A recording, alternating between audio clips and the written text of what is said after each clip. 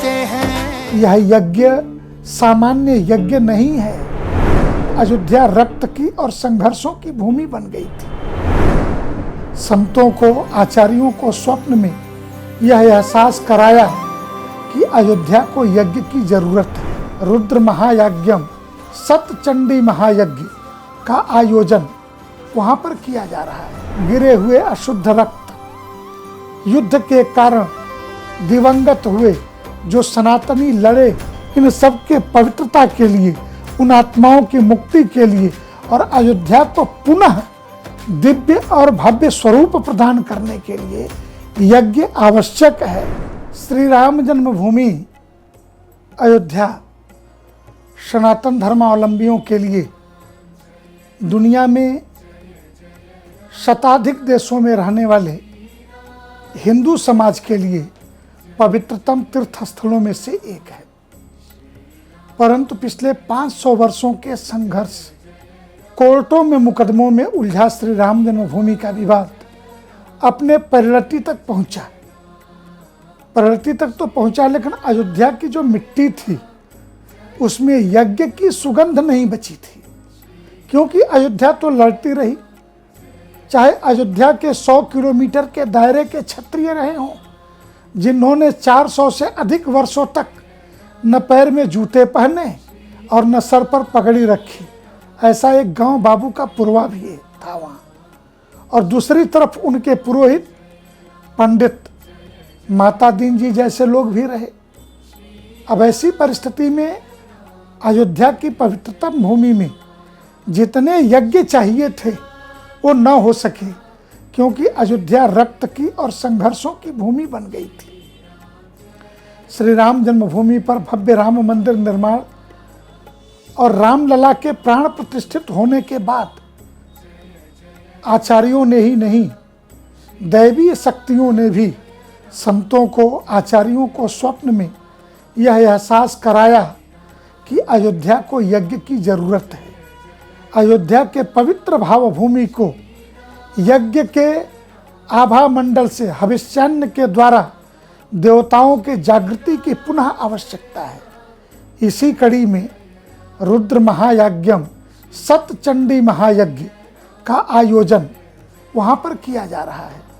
लगभग 59 दिनों तक यह यज्ञ चलेगा, जो सनातन धर्म की दृष्टि से यज्ञ में पड़े हुए हविष्यान्न देवताओं के लिए, जो 33 प्रकार के देवता हैं, जिन्हें हम 33 कोटि कहते हैं, इन देवताओं का भोजन और भारत भूमि को पुनः सनातन धर्म की दृष्टि से विश्व गुरु बनाने की दिशा में जो प्रयास है, वह इस यज्ञ के माध्यम से आयोजन मंडल कर रहा है।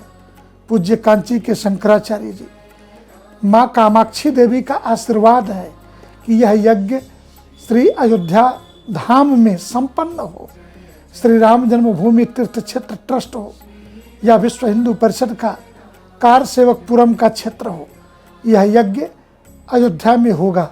और हमारा तो यह मानना है कि यह यज्ञ सामान्य यज्ञ नहीं है। मुझे लगता है कि अयोध्या 500 वर्षों तक सिसकती रही, रोती रही। अयोध्या के नाले तक साफ नहीं हुए बरसात के बाद। अब वह घड़ी आई है कि राम मंदिर बनने के बाद अयोध्या की तरफ भक्तों का आना जाना बढ़ा है। कभी कम होता है, कभी ज़्यादा होता है, लेकिन बीते दिनों के 1990 के परिमाप में हम देखेंगे तो सैकड़ों गुना भक्त बढ़े हैं। अब उस अवध भूमि को पुनः तपोभूमि बनाने के लिए अगर श्रृंगी ऋषि के यज्ञ से दशरथ के महल में और भगवान राम लक्ष्मण की पैदाइश हो सकती है, तो पुनः यज्ञ के द्वारा अयोध्या की धरती पवित्र क्यों नहीं की जा सकती है।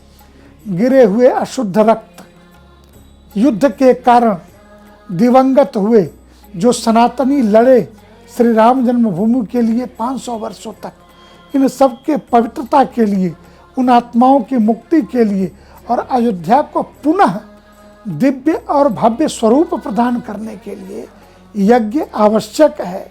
उसी कड़ी में दक्षिण के आचार्य उत्तर के अवतारों के लिए यज्ञ करते मिलेंगे। मेरा सादर निवेदन है, आमंत्रण है, आपको निमंत्रण है कि उन 59 दिनों के अंदर आप अयोध्या अवश्य पधारें और यज्ञ के साक्षी बने और इस यज्ञ से प्राप्त अपने फल को भगवान श्री रामलला के श्री चरणों में समर्पित करें। ऐसी मेरी भी इच्छा है। नारायण श्री हरि।